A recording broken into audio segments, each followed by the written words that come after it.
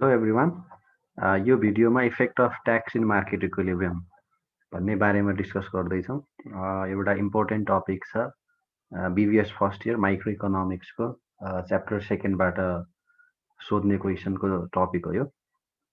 Market equilibrium obtain भएको छ र त्यो मार्केट इक्विलिब्रियम अप्टेन भएको बेलामा गभर्मेन्टले ट्याक्स इम्पोज गर्यो भने त्यसको इफेक्ट के पर्छ मार्केट इक्विलिब्रियम अथवा इम्पोजिसन अफ ट्याक्सले मार्केट इक्विलिब्रियमको आउटकम्सहरूलाई कसरी इम्प्याक्ट पार्छ, मार्केटमा इनइफिसियन्सी कसरी क्रिएट गर्छ भन्ने कुराको theoretical explanation हामी यो भिडियोमा गर्छौँ। So basically there are two forms of tax और types of tax, direct tax र इन्डाइरेक्ट ट्याक्स भनेर दुईवटा टाइपको हुन्छ। यो हाम्रो म्याटर अफ कन्सर्न होइन, यहाँनिर ट्याक्स के हो, कसरी के तरिकाले यसलाई डिस्कस गर्न सकिन्छ भन्ने चाहिँ यो हाम्रो टपिकमा पर्दैन। हामीले यसमा चाहिँ ट्याक्सको इम्पोजिसन भइसके पछाडि अथवा गभर्मेन्टले ट्याक्स चार्ज गरे पछाडि त्यसको इम्प्याक्ट के हुन्छ भन्ने कुरा मात्रै हेर्छौँ। सो इन सर्ट भन्दाखेरि ट्याक्स दुई टाइपको हुन्छ। एउटा चाहिँ डाइरेक्ट ट्याक्स भयो। डाइरेक्ट ट्याक्स भनेको जसको बर्डेन ट्याक्स पेयरले अरूमा सिफ्ट गर्न सक्दैन त्यसलाई चाहिँ डाइरेक्ट ट्याक्स भन्छौँ। जस्तो कुनै पनि इन्डिभिजुअलले अथवा कुनै पनि इन्स्टिट्युसनले पे गर्नुपर्ने ट्याक्स उसले चाहिँ बर्डेन अरूमा सिफ्ट गर्न सक्दैन, ऊ आफैले पे गर्नुपर्छ भने, अथवा त्यसको इन्सिडेन्स, त्यसको बर्डेन र त्यसको इम्प्याक्ट अरूमा सिफ्ट गर्न सकिँदैन भने त्यसलाई डाइरेक्ट ट्याक्स भन्छौँ। अनि यसको इक्जाम्पल हेर्ने हो भने इन्कम ट्याक्स पर्छ, प्रोफिट ट्याक्सहरू, प्रोपर्टी ट्याक्स, वेल्थ ट्याक्स अनि इन्ट्रेस्ट ट्याक्स, अनि जस्तो क्यापिटल गेन ट्याक्स, यिनीहरू चाहिँ डाइरेक्ट ट्याक्स इक्जाम्पल हो भने अब हामीले यहाँनिर पढ्ने भनेको चाहिँ इन्डाइरेक्ट ट्याक्सको इम्प्याक्ट के हो भन्ने कुरा पढ्छौँ है त। डाइरेक्ट ट्याक्सको कुरा हामी यहाँ गर्दैनौँ। हामीले यहाँनिर गुड्स एन्ड सर्भिसेसमा इम्पोज हुने ट्याक्स जुन चाहिँ इन्डाइरेक्ट ट्याक्स हो, सो इन्डाइरेक्ट ट्याक्सको इम्प्याक्ट के हुन्छ भन्ने कुरा गर्छौँ। र इन्डाइरेक्ट ट्याक्स भनेको यो चाहिँ त्यस्तो प्रकारको ट्याक्स हो जसको इन्सिडेन्स, जसको बर्डेन एउटा इन्डिभिजुअल र एउटा इन्स्टिट्युसनबाट अर्को इन्स्टिट्युसन अथवा अर्को इन्डिभिजुअलमा हामीले पार्सियली अर फुल्ली सिफ्ट गर्न सक्छौँ। अथवा हामीले सामान किन्दाखेरि यसको सेलरले कन्ज्युमरमा सिफ्ट गर्न सक्छ। त्यसरी हामीले यसलाई इन्डाइरेक्ट ट्याक्सलाई डिफाइन गर्ने हो भने it is the form of tax which can be shifted from one person to another or from one institution to another institution हामीले भन्न सक्छौँ। सो जस्तै अब यसको इक्जाम्पल हेर्दाखेरि कस्टम ड्युटीहरू भयो, भ्यालु एडेड ट्याक्सहरू भयो, अनि जिएसटीहरू भयो, त्यसपछि सेल्स ट्याक्स, एक्साइज ड्युटी, यिनीहरू सबै हाम्रो इन्डाइरेक्ट ट्याक्सको इक्जाम्पलहरू हो। र यसलाई चाहिँ हामीले क्लासिफाई गर्दाखेरि स्पेसिफिक ट्याक्स, पर युनिट ट्याक्स र अर्को चाहिँ हाम्रो एड भोलोरम ट्याक्स भनेर हेर्न सकिन्छ। अब हाम्रो सिलेबसमा चाहिँ impact of taxation on market equilibrium मात्रै भनेको छ। अब त्योभित्र स्पेसिफाई गरेको छैन। हामीले यहाँनिर चाहिँ स्पेसिफिक ट्याक्स अथवा पर युनिट ट्याक्सको इम्प्याक्ट के हुन्छ भन्ने कुरा हेर्छौँ। र यो दुईटाको डिफ्रेन्स के हो भन्दाखेरि जस्तै स्पेसिफिक ट्याक्स भनेको चाहिँ यो अहिले एकछिनमा हामी यसको डिस्कसन त डिटेल गर्छौँ, तैपनि कुनै पनि गुड्सको फिजिकल एट्रिब्युट्स हेरेर पर युनिट सेल्समा अथवा पर युनिट पर्चेजमा सर्टेन पैसाले ट्याक्स इम्पोज गरिन्छ। अथवा मानौँ कुनै एउटा गुड्समा ₹10ले पर युनिट ट्याक्स इन्क्रिज गराइयो भने त्यसलाई चाहिँ स्पेसिफिक ट्याक्स भन्छ अथवा पर युनिट ट्याक्स। एउटा कुनै पनि गुड्सको एभ्री युनिटमा ट्याक्स इम्पोज गरिन्छ, त्यो चाहिँ बायरलाई होला अथवा सेलरलाई होला, यसरी ट्याक्स इम्पोज गरिन्छ भने त्यसलाई चाहिँ स्पेसिफिक ट्याक्स अथवा पर युनिट ट्याक्स भन्छ। यो चाहिँ जहिले पनि फिजिकल एट्रिब्युट्सहरूमा बेस्ड हुन्छ भने एड भोलोरम ट्याक्स भनेको चाहिँ यो जहिले पनि पर्सेन्टेजमा मेजर हुन्छ है त। यो एड भोलोरम ट्याक्सको मेन एट्रिब्युट्स अथवा यसको मेन फिचर के हो भन्दाखेरि इट डिपेन्ड्स अन भ्याल्यु, अथवा कुनै पनि गुड्स एन्ड सर्भिसको भ्याल्यु कति छ। जस्तै हाम्रो प्रोपर्टीको भ्याल्यु कति छ, त्यो भ्याल्युको सर्टेन पर्सेन्टेज ट्याक्सेसन चार्ज गरिन्छ भने त्यसलाई चाहिँ एड भोलोरम ट्याक्स भनिन्छ। अथवा भोल्युममा एड हुने अथवा भ्याल्युमा एड हुने ट्याक्सलाई चाहिँ एड भोलोरम ट्याक्सेसन भनिन्छ।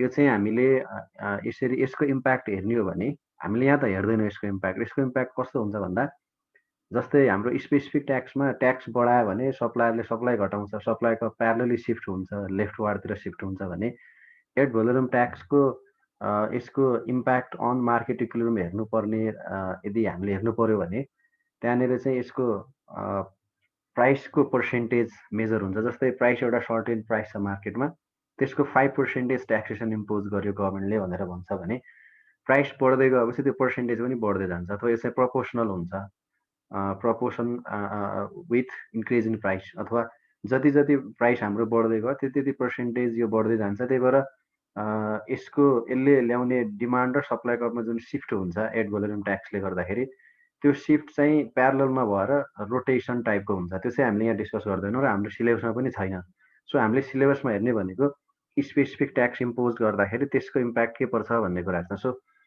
That is the major concern of this video so how the imposition of specific tax impacts in the market equilibrium outcomes भन्ने क्वेसन सोधियो भने यसको आन्सर कसरी लेख्ने अथवा के कुराहरू यो भित्र हामीले कभर गर्नुपर्छ भन्ने कुरा यो भिडियोमा डिस्कस गर्छौँ okay so specific or per unit tax यसको इफेक्ट इन मार्केट इक्विलिब्रियम त्यो चाहिँ हेर्छौँ यो भनेको के हो त भन्दा it is imposition of tax on physical commodities अथवा हाम्रो गुड्स एन्ड सर्भिसेसमा हाम्रो बेसिकली फिजिकल कमोडिटिजमा per physical unit of production हामीले देशमै प्रोडक्सन गर्दैछौँ भने पर युनिट प्रोडक्सनमा कति ट्याक्स लगायो अथवा एक युनिट प्रोडक्सन गर्दाखेरि अथवा इच एन्ड एभ्री युनिटमा चाहिँ पर युनिट हेरेर त्यो फिजिकल प्रोडक्टको युनिट हेरेर ट्याक्सेसन फिक्स गरिन्छ भने त्यसलाई चाहिँ पर युनिट ट्याक्स भनिन्छ अथवा पर फिजिकल युनिट अफ इम्पोर्ट मैले ल्यापटप इम्पोर्ट गर्दैछ भने पर ल्यापटप $500 अथवा $50 अथवा $10 ट्याक्स यस्तो भन्यो भने यसलाई चाहिँ specific tax or per unit tax भन्छौँ अनि हामीले मोबाइल प्रोडक्सन गर्दैछ भने पर मोबाइल फोन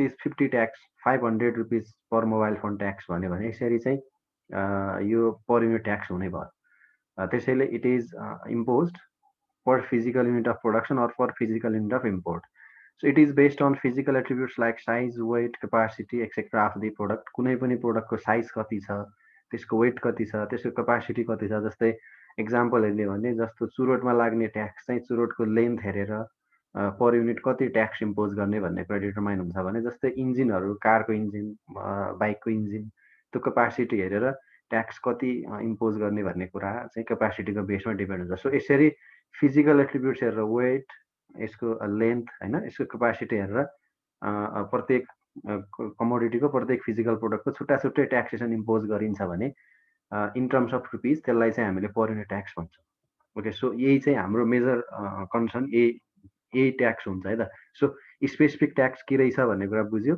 अब यो गभर्मेन्टले यस्तो खालको ट्याक्स इम्पोज गरिसके पछाडि यसको मार्केट इक्विलिब्रियममा कस्तो खालको इफेक्ट हुन्छ त यसले कस्तो खालको इफेक्ट ल्याउँछ भन्ने चाहिँ हाम्रो डिस्कसन हुन्छ okay so this tax can be imposed on seller and buyers both अब यो चाहिँ बेसिकली हामीले सेलर्सको बिहाफबाट हेर्छौँ अनि मैले चाहिँ यो भिडियोमा बायर्सलाई इम्पोज गर्दा के इम्प्याक्ट पार्छ त्यसले अनि सेलर्सलाई इम्पोज गर्दाखेरि सेलरलाई इम्पोज गरेको ट्याक्सेसनले कस्तो खालको इम्प्याक्ट हुन्छ त्यो सबै डिटेल हेर्छौँ यसमा चाहिँ अलिकति लेन्दी हुनसक्छ भिडियो तर we will discuss imposition of specific tax on seller buyer अनि त्यसको इम्प्याक्ट के हुन्छ सबै हामी डिटेल डिस्कस गर्छौँ यसमा so when it is imposed on buyers it caused the leftward shift in the demand curve by the amount of tax. When it is imposed on sellers, then it causes the supply curves to shift upward to the left by the amount of tax. Okay.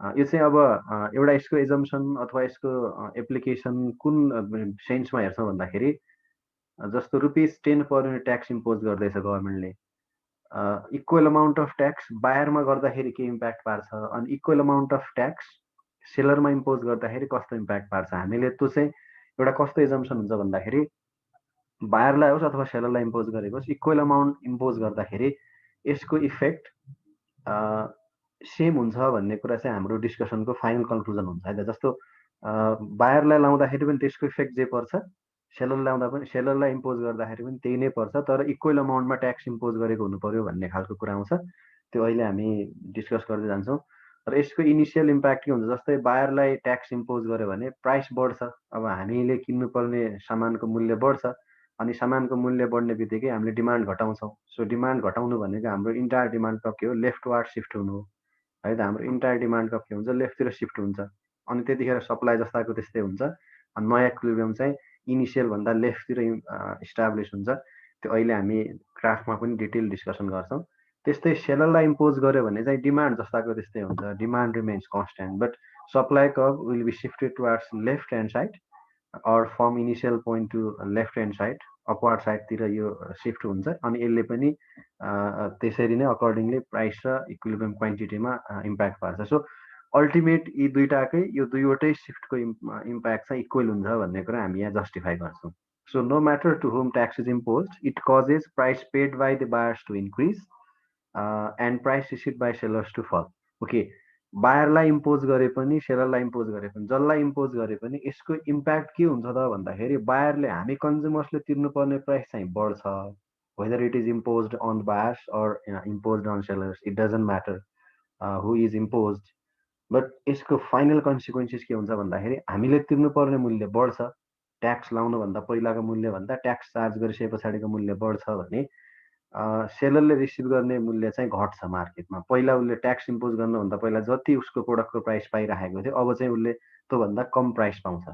So यसको burden चाहिँ दुइटैमा distribute हुन्छ। हामीले normally के बुझ्छौँ भन्दाखेरि मार्केटमा tax impose गरियो भने यसको अल्टिमेट बर्डेन कन्ज्युमरलाई हुन्छ अथवा बायर्सले पे गर्नुपर्छ। सबै जति अमाउन्ट अफ ट्याक्स इम्पोज गरेको त्यो अमाउन्ट सबै इन्टायर अमाउन्ट बायरले पे गर्छ भन्ने एजम्सन अथवा हाम्रो जेनरल अन्डरस्ट्यान्डिङ त्यही छ। तर इकोनोमिस्टहरूले त्यसलाई चाहिँ रङ हो भन्छन् अथवा इकोनोमिस्टले इकोनोमिक सिस्टमको प्रिन्सिपल्सहरू फलो गरेर हामीले यहाँ अहिले त्यही कुरा गर्छौँ। त्यो हेऱ्यो भने यसको बर्डेन चाहिँ बायरलाई इम्पोज गरे पनि सर्टेन अमाउन्ट बायरले सर्टेन अमाउन्ट सेलरले पे गरेको हुन्छ भने सेलरलाई इम्पोज गरे पनि सर्टेन अमाउन्ट सेलरले सर्टेन अमाउन्ट बायरले इम्पोज गरेको हुन्छ। सो यसको बर्डेन चाहिँ दुइटैलाई स्प्लिट हुन्छ भन्ने तरिकाले हामीले यसको व्याख्या गर्छौँ। Okay, so it also causes equilibrium output to fall and the elasticity of demand and supply determines the burden of tax. Okay, tax जसलाई चार्ज गरे पनि कन्ज्युमरले पे गर्ने प्राइस बढाउँदो रहेछ, सेलरले रिसिभ गर्ने प्राइस घटाउँदो रहेछ र मार्केटमा इक्विलिब्रियम क्वान्टिटी पनि घटाउँदो रहेछ भनेपछि यसले मार्केटको साइज पनि घटाए। It means it creates inefficiency in the market. Tax भनेको त्यही भएर डिजायरेबल कुरा चाहिँ मानिँदैन, but as a main source of government revenue अब यो गभर्मेन्टले इम्पोज त गरि नै हाल्छ। तर यसको कन्सिक्वेन्सेस भनेको हामीले एज अ कन्ज्युमरको सरप्लस पनि घट्छ र एज अ सेलरले अथवा प्रोड्युसरले अब्टेन गर्ने सरप्लस पनि घट्छ, मार्केटको साइज पनि यसले कन्ट्र्याक्ट गर्छ, घटाउँछ। सो यो इनइफिसियन्सी क्रिएट गर्ने एउटा वे हो होइन। तर गभर्मेन्टको रेगुलेसनको टुल हो एउटा, गभर्मेन्टले मार्केटलाई कन्ट्रोल गर्नको लागि यसलाई युज गर्छ अथवा गभर्मेन्टको सोर्स अफ एउटा one of the major sources of revenue हो। सो त्यही हिसाबले ट्याक्सलाई बुझ्नुपर्छ हामीले। अनि यसको बर्डेन चाहिँ कन्ज्युमरले धेरै बियर गर्छ कि प्रोड्युसरले धेरै बियर गर्छ भन्ने कुरा चाहिँ इलास्टिटीमा डिपेन्ड गर्छ। त्यो पनि हाम्रो अहिले डिस्कसनको म्याटर होइन, त्यो हामी इन केस अफ निडेड हामी यो पछि डिस्कसन गर्छौँ छुट्टै कुरामा। तर यति बुझिराखौँ कि imposition of tax, whether it is on buyer or whether it is on seller, it is shared by both buyer as well as seller. दुइटैले सेयर गर्छ, दुइटैले यसको बर्डेन बियर गर्छ। तर कसले बढी कसले कम भन्ने कुरा it depends on nature of elasticity of demand and supply. Okay, so यहाँसम्म यति कुरा बुझ्छौँ। अब मैले अघि भने जस्तै तपाईँहरूलाई इक्जाममा ट्याक्सको इम्प्याक्ट के हुन्छ भनेर क्वेसन सोधेको छ भने क्वेसनले त्यस्तो स्पेसिफाई प्राय केही पनि गर्दैन, कन्ज्युमरलाई हो कि सेलरलाई हो, कसलाई इम्पोज गरेको भनेर। यदि तपाईँले लेख्न सक्नुहुन्छ लङ क्वेसनै आयो भने बायरलाई इम्पोज गर्दा के हुन्छ भनेर पनि लेखेर डायग्राम बनाएर देखाउने, अनि सेलरलाई पनि इम्पोज कसरी सेलरलाई इम्पोज गर्दाखेरि पनि यसको इम्प्याक्ट त्यही नै हुन्छ भनेर देखाउने। तर क्वेसन 10 मार्क्समा आएको छ अथवा टाइम त अब म्यानेज गर्न त्यस्तै हो इक्जाममा होइन। त्यस्तो आएको छ भने तपाईँहरूले कुनै कि त सेलरलाई मात्र इम्पोज गरेको देखाउन सक्नुहुन्छ कि त बायरलाई इम्पोज गरेको देखाउन सक्नुहुन्छ। बट इन जेनरल टेक्स्ट बुकहरू हेर्ने हो भने सेलरलाई इम्पोज गरेको धेरै देखिन्छ। सो यो फर्स्ट केसलाई अलि बढी हाइलाइट गर्छौँ, यसकै बेसिसमा सेकेन्ड केस हेर्छौँ र यहाँ चाहिँ मैले यो दुइटैको इम्प्लिकेसन के हुन्छ भनेर छुट्टै पनि डिस्कस गरेको छु। कुनै कुनै बुकहरू हेर्नुभयो भने तपाईँहरूले यहाँ बायर सेलर दुइटैको एउटैमा इम्प्लिकेसन देखाएको थर्ड डायग्राम मैले यहाँ डिल गर्छु, त्यो मात्रै बुझ्नुभयो भने त्यो मात्रै एक्सप्लेन गर्दाखेरि पनि हुन्छ। Okay, so first case is भनेको specific per unit tax on seller of the product. Okay, अब यहाँनिर इनिसियल इक्विलिब्रियम डिमान्ड र सप्लाई ड्र गरेका छौँ। डिमान्ड कर्भ छ, सप्लाई कर्भ छ, इक्विलिब्रियम E1 इस्टाब्लिस भएको छ, P1 प्राइस छ, Q1 क्वान्टिटी छ। This is the efficient market. Okay, efficient market छ अथवा this is the perfectly competitive market जहाँनिर इक्विलिब्रियम इस्टाब्लिस भएको छ with OP1 price and OQ1 quantity demand and supply. अनि त्यहाँनिर कन्ज्युमर सरप्लस पनि म्याक्सिमाइज भएको छ, प्रोड्युसर सरप्लस पनि म्याक्सिमाइज भएको छ। अब यहाँनिर गभर्मेन्टले सेलरलाई सर्टेन युनिट ट्याक्स इम्पोज गर्यो अथवा पर युनिट ट्याक्स इम्पोज गर्यो। E1 is the initial equilibrium with the equilibrium price OP1 and equilibrium quantity OQ1. OP1 is the price paid by consumers and also price received by the sellers. Okay, यहाँनिर OQ1 quantity किन्नको लागि हामी कन्ज्युमर्सले जति price pay गर्छौँ त्यति नै कन्ज्युमरले receive गर्छ। So paying OP1 price, consumers are also getting maximum satisfaction or consumers are also getting maximum benefit, consumer surplus maximum भइरहेको छ भने also by receiving the equal amount of price by the sellers, they are also getting maximum surplus. So this is the condition of efficiency in the market. Okay, अब के हुन्छ त भन्दाखेरि suppose गभर्मेन्टले there is a per unit tax or excise tax on the sellers impose by the government. अब गभर्मेन्टले सेलरलाई tax impose गर्यो भने यसको कन्सिक्वेन्सेस के हुन्छ भन्दाखेरि सप्लाई कप लेफ्टवार्डतिर सिफ्ट हुन्छ. ओके, यसले गर्दा के भयो, सप्लाई कप लेफ्टवार्डतिर सिफ्ट भयो, S1 र given demand curve as it is हुन्छ. अनि E2 पोइन्ट चाहिँ हाम्रो न्यू इक्विलिब्रियम पोइन्ट भन्छ, त्यहाँनिर प्राइस PB भन्ने न्यू इक्विलिब्रियम प्राइस हुन्छ.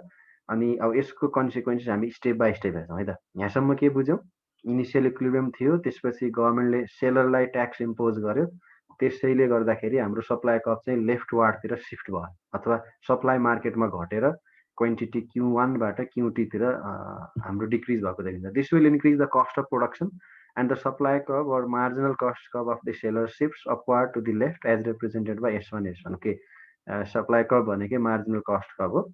ट्याक्स बढ्ने बित्तिकै कस्ट अफ प्रोडक्सन बढ्छ, त्यसले गर्दाखेरि अब हाम्रो सप्लाई चाहिँ कम हुन्छ मार्केटमा. सो यो कम हुने सप्लाई अथवा यो प्राइस बाहेकका फ्याक्टर्सहरूले चेन्ज गरेको भएर कस्ट अफ प्रोडक्सन इन्क्रिज हुने भएर यो चाहिँ के भयो, लेफ्टवार्ड सिफ्ट भयो. द इन्टायर सप्लाई कप यसबाट S1 तिर सिफ्ट भयो, E2 मा इक्विलिब्रियम यसले रिप्रेजेन्ट गर्छ. Here demand curve does not change and as a result new equilibrium is formed by the interaction of initial demand curve. Demand curve त त्यही नै छ and newly shifted supply curve S1 at point E2. अब E2 मा price कति major भयो, PB price major हुन्छ है त. यो चाहिँ न्यू इक्विलिब्रियम पोइन्ट E2 भयो. So at the new equilibrium position the price payable by buyers is PB. Okay, अब यहाँनिर यसको इम्प्लिकेसन हेरौँ है त. E2 नयाँ इक्विलिब्रियम मार्केटमा इस्टाब्लिस भयो, त्यहाँनिर हाम्रो इक्विलिब्रियम प्राइस PB भयो. पहिला P1 थियो, अब PB प्राइस. अब हामी कन्ज्युमर्सले कति तिर्छौँ होला, OPB प्राइस कन्ज्युमर्सले पे गर्छौँ. तर सप्लायरले कति रिसिभ गर्छ, OPS प्राइस मात्रै रिसिभ गर्छ भनिन्छ. के कारणले यस्तो भयो त भन्दाखेरि ट्याक्सको इम्पोजिसनले गर्दाखेरि. ओके, सो हामीले न्यू इक्विलिब्रियम यहाँनिर इस्टाब्लिस भएको छ पोइन्ट E2 मा.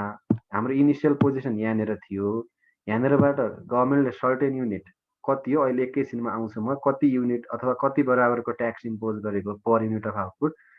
So due to that imposition of tax or per unit tax imposition by the government हाम्रो सप्लाई कप लेफ्टतिर सिफ्ट भयो, यसबाट S1 तिर पुग्यो. अब नयाँ इक्विलिब्रियम हाम्रो E2 मा इस्टाब्लिस भयो र E2 मा इस्टाब्लिस भएको प्राइस भनेको PB हो. हामी कन्ज्युमर्सले पे गर्ने प्राइस कति हो, PB. Payable by the buyers is PB. And the ट्याक्सको कारणले गर्दाखेरि, ट्याक्स भनेको त गभर्मेन्टले लाने हो. हेर्नुहोस्, गभर्मेन्टले लाने भने पछाडि अब हाम्रो सेलर्सहरूले अथवा प्रोड्युसरले कति प्राइस उनीहरूले लाँदैछ त, अथवा how much price they are receiving after imposition of tax भन्दाखेरि they are only receiving PS price, OPS. हामीले पे गर्दैछौँ मार्केटमा OPB. OPB भनेको पहिला P1 भन्दा धेरै प्राइस हो, त्यही भएर हामीले डिमान्ड पनि घटाउँछौँ. अब सेलर्सले ट्याक्स लाउनुभन्दा पहिला P1 प्राइस पाउँदै थियो, अब due to imposition of tax they are now receiving less amount of price, और उनीहरूले पर युनिट सेल गर्दाखेरि कम प्राइस पाउँदैछ, त्यही भएर उनीहरूले सप्लाई घटाउँछ. सप्लाई घटाउने बित्तिकै फेरि डिमान्ड पनि घटेको छ, सप्लाई पनि घटेको छ, इक्विलिब्रियम इस्टाब्लिस भयो एट पोइन्ट E2 मा. तर पहिलाको प्राइस P1 थियो, पहिलाको प्राइसभन्दा कम प्राइस पायो सेलर्सले ट्याक्स इम्पोज गरेको भएर, अनि हामी बायर्सले पनि पहिलाको भन्दा धेरै प्राइस पे गर्दैछौँ. सो यसको इम्प्याक्ट अथवा यसको बर्डन त दुइटैलाई पर्दो रहेछ मार्केटमा होइन. सेलर्सले पनि कम प्राइस रिसिभ गर्दो रहेछ, हामी बायर्सले पनि पहिलाभन्दा धेरै प्राइस पे गर्दो रहेछौँ. सो त्यही कुरा हामी यहाँ व्याख्या गर्छौँ है त. The vertical distance between PB and PS, कति अमाउन्ट ट्याक्स रहेछ त भन्दाखेरि यो PB र PS यो दुईटा बिचको डिस्टेन्स जति छ त्यति नै अमाउन्ट ट्याक्स इम्पोज गरेको रहेछ. त्यही भएर सप्लाई कप कतिले सिफ्ट हुन्छ त भन्दाखेरि by the exact amount of per unit taxation. गभर्मेन्टले जति पर युनिट ट्याक्स इम्पोज गरेको हो त्यति नै डिस्टेन्सले, त्यति नै भर्टिकल डिस्टेन्सले हाम्रो सप्लाई कप सिफ्ट हुन्छ. सो यहाँनिर E2 देखि A सम्मको जुन डिस्टेन्स छ यो भनेको हाम्रो पर युनिट ट्याक्स इम्पोजिसन भयो क्या. अथवा PB PS को डिस्टेन्स जति छ E2 A को डिस्टेन्स पनि त्यही नै हो, त्यही भएर त्यो चाहिँ पर युनिट ट्याक्स इम्पोजिसन भयो. Okay, due to that per unit tax or per unit tax equal to E2A, we consumers have to pay more price than P1. P1 भनेको बिफोर इम्पोजिसन अफ ट्याक्स, पहिलाको इक्विलिब्रियम प्राइस P1 थियो, P1 भन्दा अहिले धेरै तिर्दैछौँ भने suppliers are also receiving less amount of price which represented by OPS, and which is also less than the equilibrium price they were receiving before imposition of tax, which was OP1. पहिला उनीहरूले P1 पाइराखेको थियो tax लाउनुभन्दा पहिला, ट्याक्सको imposition भइसके पछाडि they are also now receiving OPS, lower price receive गर्दैछ. So the vertical distance between PB and PS is equal to E2A amount जति छ, and this is the per unit tax imposed by the government. कसलाई impose गरेको? सेलरलाई impose गर्दाखेरि सेलरले पनि कम पायो, हामी बायर्सले पनि धेरै पे गर्दैछौँ. सो इम्प्याक्ट के हुँदो रहेछ? बायर्सलाई पनि पर्यो, सेलर्सलाई पनि पर्यो. Okay, therefore after the imposition of tax, the new equilibrium price becomes OPB, but the price paid by consumer and received by sellers become different due to imposition of taxation. Tax लाउनुभन्दा पहिलाको price P1 थियो, हामीले pay गरेको पनि P1, सेलरले receive गरे पनि P1, सबै ठिकठाक थियो. अब गभर्मेन्टले ट्याक्स बढाइदियो, नयाँ इक्विलिब्रियम प्राइस PB भयो, तर हामीले PB तिर्छौँ भने सेलरले त्यति पाउँदैन है त. यसरी हेर्दाखेरि हामीले पनि बढी तिर्नु पर्यो पहिलाभन्दा, सेलरले पहिलाभन्दा कम पायो, दुइटैलाई इम्प्याक्ट भयो. Here consumers pay OPB price per unit and seller will receive OPS price per unit. मैले अघि भने जस्तै हामीले OPB तिर्दैछ भने सेलरले OPS प्राइस रिसिभ गर्दैछ. Due to such, the market also shifts from E1 to E2. E1 पोइन्टबाट E2 मा market shift भयो यसरी, अनि with increase in price and decrease in equilibrium quantity. अब यसको मतलब के हो त भन्दा यसले के कन्सिक्वेन्सेस ल्यायो त मार्केटमा? प्राइस पनि बढायो, क्वान्टिटी पनि घटायो भनेपछि मार्केटलाई के गर्दै यसले? साइज नै कन्ट्र्याक्ट गर्यो मार्केटको, होइन? अब यो पार्ट जुन देखिन्छ नि, यो पार्ट कहाँ हरायो भन्ने कुरा आउँछ. सो यो भनेको डेड वेट लस भन्छ, यो पार्टलाई डेड वेट लस भन्छ. This is created by imposition of tax by the government. Consumer सर्प्लसको पार्ट पनि लस्ट हुन्छ यहाँनिर, प्रोड्युसर सर्प्लसको पार्ट पनि लस्ट हुन्छ. सो ट्याक्स इन्क्रिज भयो भने, ट्याक्स इम्पोज भयो भने यसको इम्प्याक्ट के हुँदो रहेछ? प्राइस पनि चेन्ज गर्दो रहेछ, यसले स्ट्रक्चर नै चेन्ज गर्दो रहेछ प्राइसको. कन्ज्युमरले पे गर्ने प्राइस बढाउँदो रहेछ, सेलर्सले रिसिभ गर्ने प्राइस घटाउँदो रहेछ भने आउटपुट पनि मार्केटको जुन क्वान्टिटी छ इक्विलिब्रियम त्यो पनि घटाउँदो रहेछ. ओके, सो यसको बाँकी डिस्कसन हेर्छौँ हामी.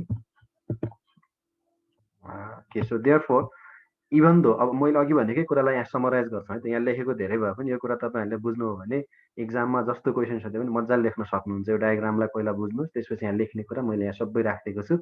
Even though tax is imposed on the sellers, but the burden is shared by both seller and buyer. Buyers have to bear the PB P1. कति प्राइस उनीहरूले बियर गर्यो त? बायरले कति ट्याक्स लागेकै कारणले बायरले कति बढी पे गर्न, पहिला उनीहरूले P1 पे गर्दै थियो मार्केटमा, अब now they have to pay PB price. त्यसैले यो ट्याक्सले गर्दाखेरि बायरले कति पार्ट बढी अथवा कति अमाउन्ट बढी तिर्नु पर्यो त भन्दा P1 PB. सो टोटल हाम्रो ट्याक्सेसन इम्पोज भएको यति हो. यसको यति पार्ट चाहिँ कसले बेयर गर्दो रहेछ? बायर्सले बेयर गर्दो रहेछ हाम्रो, है त. अब यो कति बेयर गर्छ, घटबड हुने काम चाहिँ हाम्रो यो सप्लाई कप डिमान्ड कपको स्लोप हाम्रो धेरै कमले अथवा इलास्टिक इन इलास्टिक के छ त्यसमा डिपेन्ड गर्छ. So P1 PB amount of every unit पर्चेजमा कसले ट्याक्स पे गर्दैछ? बायरले. Therefore tax makes buyer worse. बायरलाई के गर्यो? पहिलाभन्दा धेरै तिर्दैछ भने यसले हाम्रो वेलफेयर घटाउँछ, हाम्रो सेटिस्फ्याक्सन घटाउँछ, अथवा हामीले पाउने बेनिफिट घटाउँछ यसले.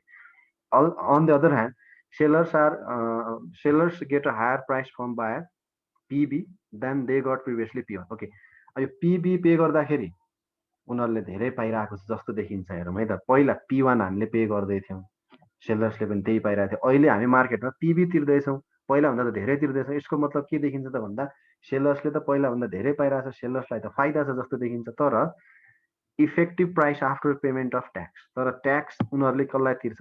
सरकारलाई तिर्छ नि त. उनीहरूले गभर्मेन्टलाई ट्याक्स तिर्सके पछाडि they are actually receiving PS equal to price equal to PS, अथवा PS बराबरको प्राइस उनीहरूले रिसिभ. हामीले PB भन्ने प्राइस तिरे पनि they are receiving PS price in from the market by selling their output. So किन भन्दाखेरि अनि अब यो P1 PS पार्ट चाहिँ उनीहरूले ट्याक्सको रूपमा बियर गर्दैछ भनेपछि टोटल ट्याक्सेसन हाम्रो PB PS थियो. PB PS अमाउन्ट हाम्रो टोटल ट्याक्सेसन थियो. अनि त्यो मध्ये कति पार्ट चाहिँ कन्ज्युमरले बियर गर्यो, कति पार्ट सेलरले बियर गर्यो भन्दाखेरि यो चाहिँ हाम्रो टोटल ट्याक्सेसन थियो. यो मध्ये यति पार्ट चाहिँ कन्ज्युमरले बियर गर्दो रहेछ भने यति पार्ट चाहिँ सेलर्सले बियर गर्दो रहेछ. ओके, सो यही कुरा हो. Thus they bear P1 PS part of the total tax and seller also worse off. सेलरले पाउने अथवा प्रोड्युसरले पाउने पनि जति सर्प्लस थियो त्यति अब उनीहरूले सर्प्लस पाउँदैनन्. पहिला P1 बराबरको प्राइस पाउँदै थिए, अहिले PS बराबरको प्राइस पाउँछन्. So PS is lower than P1. That is why seller are also getting or suffering loss from the taxation imposed by the government. Therefore, the new equilibrium price is PB, which is higher than the initial equilibrium price, and new equilibrium quantity is Q2, which is less than the initial equilibrium quantity.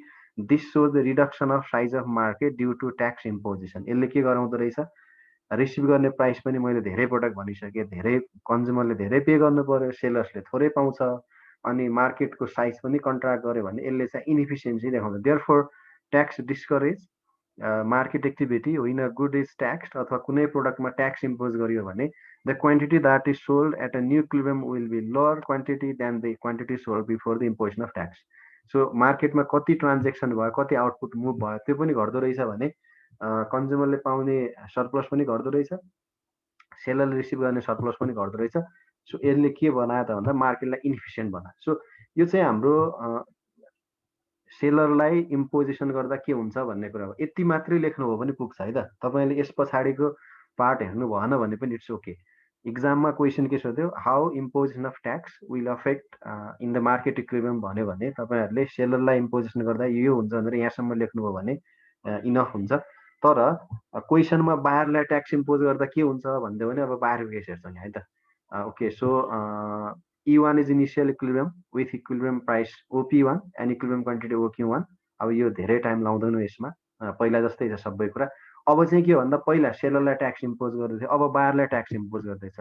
If the government imposes a tax on buyers, the tax shifts demand curve downward from D to D1 by the exact size of the tax. Okay, बायरलाई tax लाउने बित्तिकै हामीले के गर्छौँ, price बढ्छ, हामीले demand घटाउँछौँ. Demand घटाउनु भनेको लेफ्टवार्ड सिफ्ट हुने, यसरी हाम्रो लेफ्टतिर सिफ्ट हुन्छ है त. अब यसको कन्सिक्वेन्सेस के हुन्छ त्यही कुरा हेर्छौँ. At the new equilibrium point E2, अब हाम्रो पहिला इक्विलिब्रियम E1 थियो, अब new equilibrium point E2 establish हुन्छ मार्केटमा. पहिला हाम्रो इक्विलिब्रियम इनिसियली E1 थियो, this is E1 equilibrium, initial equilibrium was E1. अब नयाँ इक्विलिब्रियम E2 यता इस्टाब्लिस हुन्छ, अनि न्यू इक्विलिब्रियम प्राइस चाहिँ PS हुन्छ. पहिलाको हाम्रो प्राइस P1 थियो, अब PS इक्विलिब्रियम प्राइस इस्टाब्लिस भयो है. ओके, अब मार्केटमा चाहिँ प्राइस घटेको जस्तो देखिन्छ, डिमान्ड घटेको कारणले प्राइस घटेको जस्तो देखिन्छ. At new equilibrium price OPS, quantity is OQT. So new इक्विलिब्रियममा प्राइस OPS छ, पहिलाभन्दा प्राइस घटेको छ, क्वान्टिटी OQT, पहिलाभन्दा क्वान्टिटी पनि घटेको छ before the imposition of tax. Therefore tax reduces the size of market. एउटा के देखिन्छ भन्दाखेरि मार्केटको साइज बायरलाई ट्याक्स लाउँदाखेरि पनि मार्केटको साइज त घट्दो रहेछ, किनकि क्वान्टिटी क्यूबाट QT भएको छ, अनि मार्केटको प्राइस पनि घटेको छ. अब प्राइस घटे पनि हामीले पे गर्नुपर्ने प्राइस त यसले फेरि बढाइदिन्छ, किनभने इक्विलिब्रियममा मार्केटमा इक्विलिब्रियम प्राइस चाहिँ घटेको देखिन्छ डायग्राम हेर्दाखेरि, तर रियल लाइफमा अथवा हामीले यसको इम्प्लिकेसन हेर्ने हो भने हामीले पे गर्नुपर्ने प्राइस चाहिँ पहिलाभन्दा बढेको देखिन्छ. Okay, even tax imposed on buyer, but burden of tax is shared by buyers too. यो बायरलाई सेलर्स टु है त, यहाँनिर बायर्स टु होइन, सेलर्स टु हुनुपर्छ. ओके, किनभने बायर्सलाई मात्र इम्पोज गरेको जस्तो देखिन्छ, तर यहाँनिर हाम्रो कसले बियर कसले पनि गर्दैछ, सेलर्सले पनि यसको इम्पोजिसन चाहिँ बियर गर्दैछ. ओके, सो मैले यहाँ लेखेन, यहाँनिर बायर्स मात्र होइन सेलर्स टु हुन्छ, यहाँनिर बायर्सको ठाउँमा सेलर्स टु हुन्छ, किनकि त्यो कुरा अहिले हामी यहाँ जस्टिफाई गर्दैछौँ. Even the tax imposed on buyers but the burden is also shared by sellers too. Buyers must bear the P1 PB part of the tax. Okay, अघि नै भनिसकेँ मैले, हाम्रो initial equilibrium equilibrium price P1 थियो, नयाँ equilibrium price PS हुन्छ, तर tax बढेको कारणले बायरले त अब पहिला भन्दा धेरै तिर्नु पर्यो नि त. ट्याक्स बढेको कारणले PB प्राइस पे गर्छौँ मार्केटमा हामीले, अनि सेलरले रिसिभ कति गर्छ, PS प्राइस सेलरले रिसिभ गर्छ. हामीले कति पे गर्दैछौँ, PB इक्वलको प्राइस पे गर्दैछौँ. यो कति किन कसरी बढ्यो भन्दाखेरि अब यो E2 जुन यो पार्ट छ नि, यो पार्टले हाम्रो पर युनिट ट्याक्स देखाउँछ के.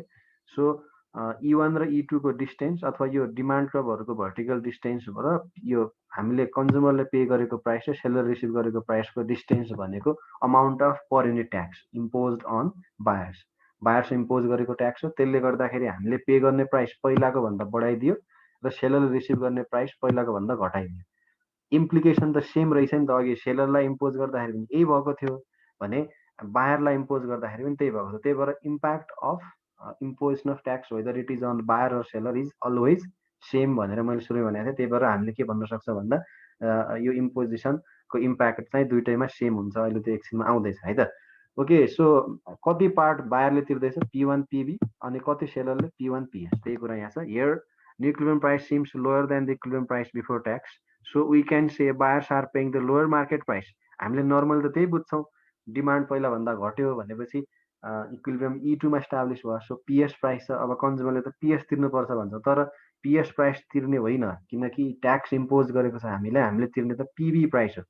New equilibrium price plus tax गऱ्यौँ भने जति प्राइस आउँछ त्यति चाहिँ कन्ज्युमरले पे गर्नु पर्यो। So consumer in the real life pays more price than initial equilibrium price, but actually they are paying more than that. Their effective price is the new equilibrium price plus per unit tax, that is equal to PB in our diagram. So buyers are worse off. Buyers के भयो, त्यसले गर्दाखेरि बायरले पनि यहाँनिर loss bare गर्यो। Similarly, sellers are also receiving the lower price than they received earlier. उनीहरूले सुरुमा P1 price पाउँदै थियो, अहिले बायरलाई सेलरलाई त ट्याक्स इम्पोज गरेको होइन नि, यहाँनिर त ट्याक्स कसलाई इम्पोज गरेको, बायर्सलाई हो। तैपनि सेलरले पनि पहिला भन्दा कम प्राइस रिसिभ गर्छ, that is PS, which is less than the price they were receiving before imposition of tax on the buyers. उनीहरूले E1 मा P1 प्राइस पाउँदै थियो। सो के भयो, they are also worse off, सेलरलाई पनि सरप्लसहरू रिड्युस भयो। ट्याक्स डिस्करेजेस के भन्न सक्दै भने, taxes discourages market activity, when a good is taxed, the quantity of good traded in the market is smaller in the new equilibrium. So जति output मार्केटमा आइराखेको थियो त्योभन्दा कम आउटपुट आयो, अनि सेलरले रिसिभ गर्ने प्राइस पनि पहिलाभन्दा घट्यो, बायरले पे गर्ने प्राइस त बायरलाई इम्पोजिसन ट्याक्स इम्पोज गर्ने बित्तिकै बढी नै हाल्यो।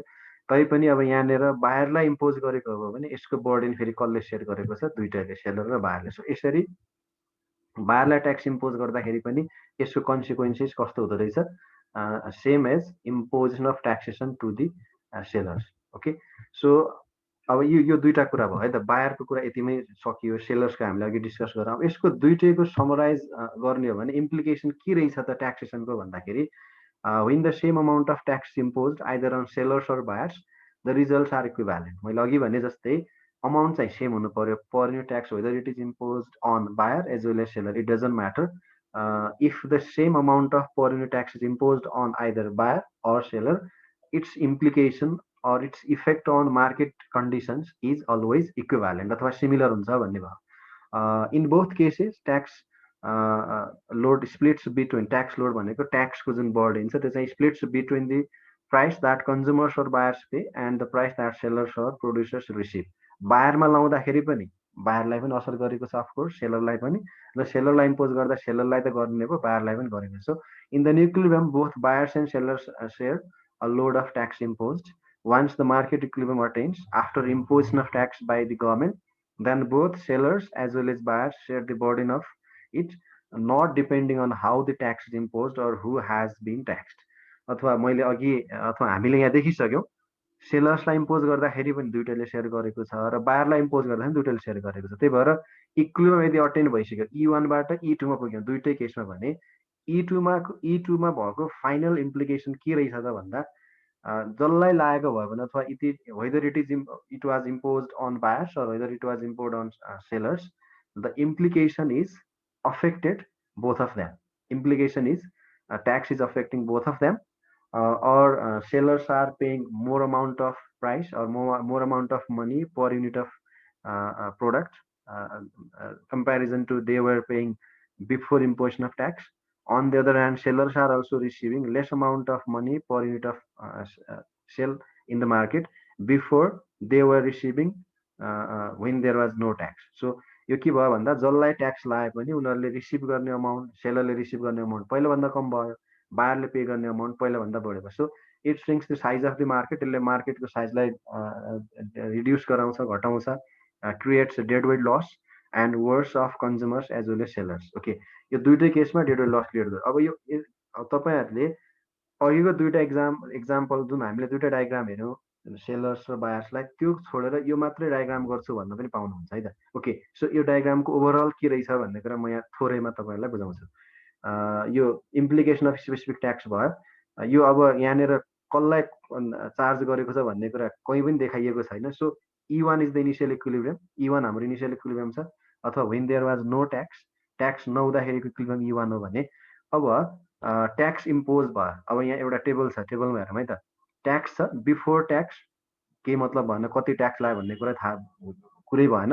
अब आफ्टर ट्याक्स कति ट्याक्स हो त भन्दाखेरि हेरौँ है त। अब यहाँनिर के अहिलेकै त्यो दुईवटा इक्जाम्पलकै कुरा हामी हाइलाइट गर्छौँ, कसलाई ट्याक्स चार्ज गरेको थियो भन्ने कुरा अहिलेकै हो, त्यही अनुसार हामी हाइलाइट गर्छौँ यहाँनिर। एकैछिन है त, sorry. Okay, so initial equilibrium हाम्रो E1 छ।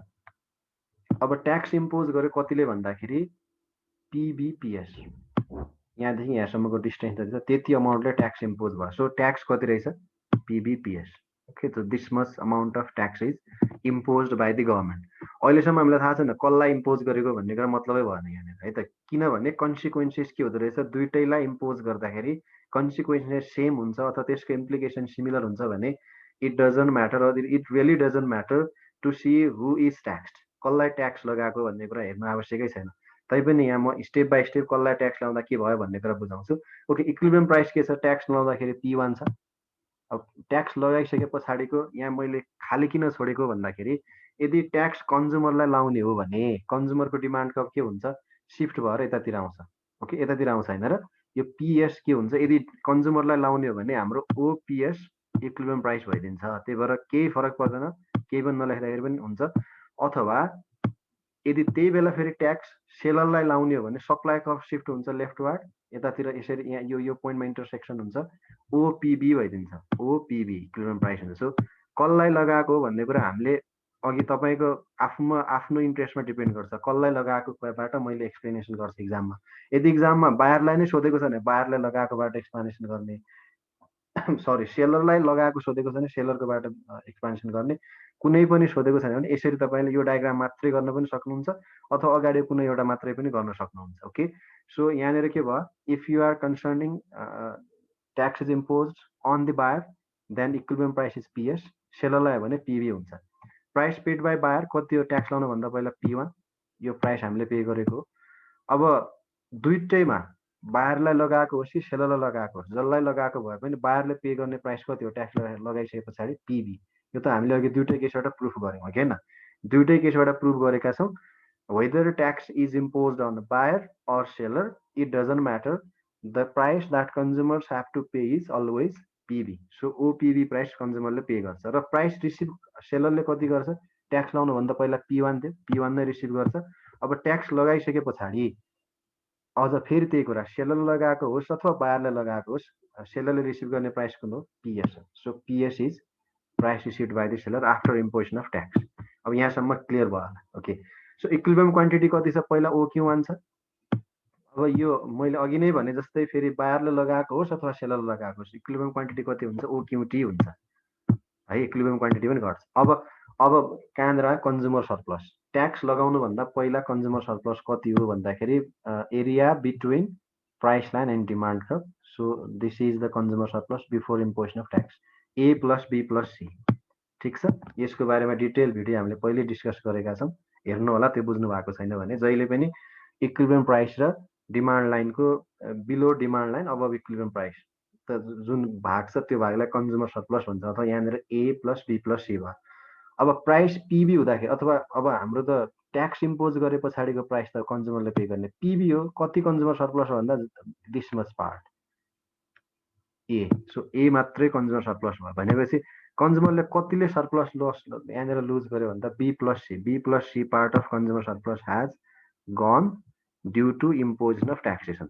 अब प्रोड्युसर सरप्लस भनेको it is the area between or area below price line and above supply curve. So price impose tax impose गर्नुभन्दा पहिला प्रोड्युसर सरप्लस कति हो, यो एरिया प्राइस लाइन र हाम्रो सप्लाई कर्भ हो D plus E plus F, D plus E plus F producer surplus हो। तर अब प्रोड्युसरलाई यो ट्याक्स इम्पोज गरिसके पछाडि whether it is impose on buyer or seller it doesn't matter, कति भयो भन्दाखेरि अब उसको प्रोड्युसर सरप्लस उसले पे रिसिभ गर्ने प्राइस जम्मा यति हो, यो प्राइस र यसको सप्लाई कर्भको बिचको एरिया कति हुन्छ, जम्मा F मात्र हुन्छ। सो F पार्ट के भयो, प्रोड्युसर सरप्लस हो। यहाँनिर प्रोड्युसरले कति सरप्लस लस गर्यो त भन्दा D plus E is lost or D plus E surplus has gone from the producer's part।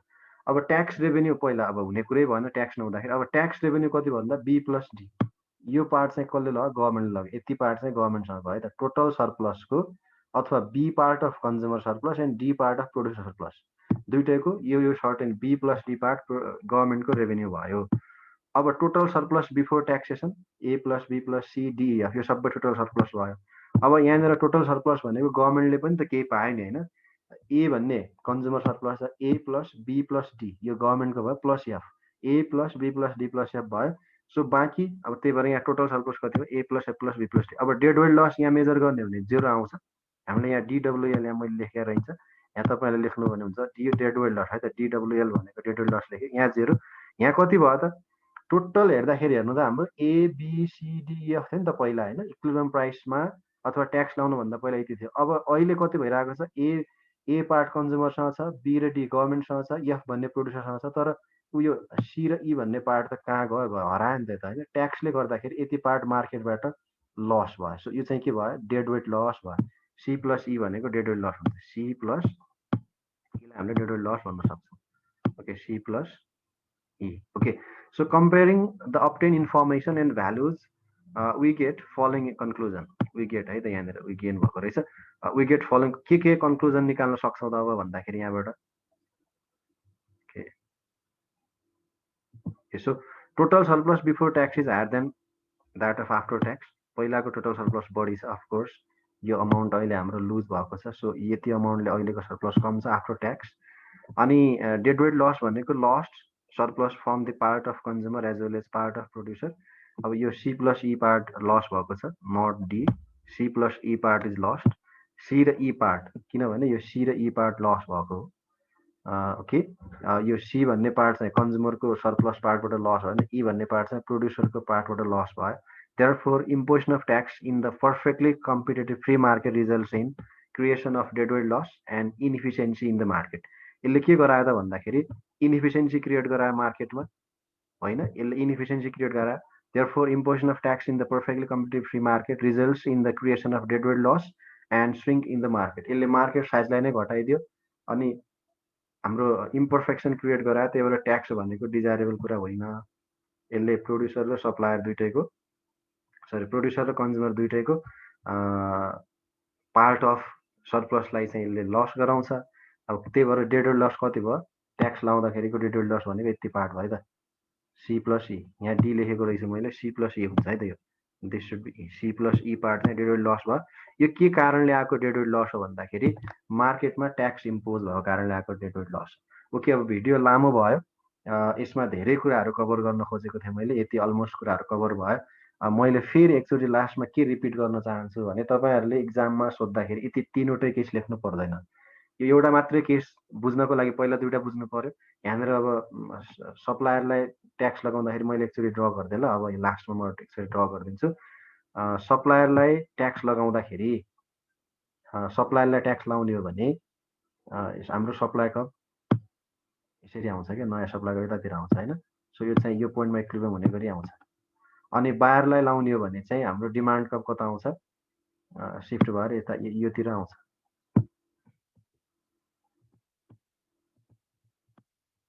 यतातिर यसरी आउँछ है त। सो जसलाई इम्पोज गरे पनि इम्प्याक्ट त सेम हुँदो रहेछ भनेपछि मैले यहाँ दुइटै देखाएको छैन। तपाईँहरूले यो नदेखाउँदा केही फरक पर्दैन। के मात्रै बुझ्नु पर्यो भन्दाखेरि यहाँनिर प्राइस लेख्ने कुरा पनि त्यही अनुसार है त। यदि तपाईँ बायरलाई कन्सर्न गरेर लेख्दै हुनुहुन्छ भने पिबी इक्विलिब्रियम प्राइस हुन्छ, सरी सेलरलाई कन्सर्न गर्यो भने पिबी इक्विलिब्रियम प्राइस हुन्छ। यदि बायरलाई कन्सर्न गरेर लेख्ने भने बायरले ट्याक्स लाउने बित्तिकै डिमान्ड घटाउँछ अनि यो पोइन्टमा इक्विलिब्रियम अब्टेन हुन्छ, पिएस लेख्नु पर्यो। त्यो नलेखेर यत्तिकै तपाईँ अगाडिको 2टा केस बुझ्नु हो भने यो डायग्रामलाई मात्रै एक्सप्लानेसन गर्दाखेरि पनि हुन्छ। सो के हुँदो रहेछ त भन्दा डेड वेट लस क्रिएट हुँदो रहेछ, मार्केटमा इनएफिसिएन्सी क्रिएट हुँदो रहेछ। Okay, thank you. अब बुझ्नु भएन भने कमेन्टमा लेख्नु होला के बुझ्नु भएको छैन, फेरि डिस्कस गरौँला। Okay, thank you.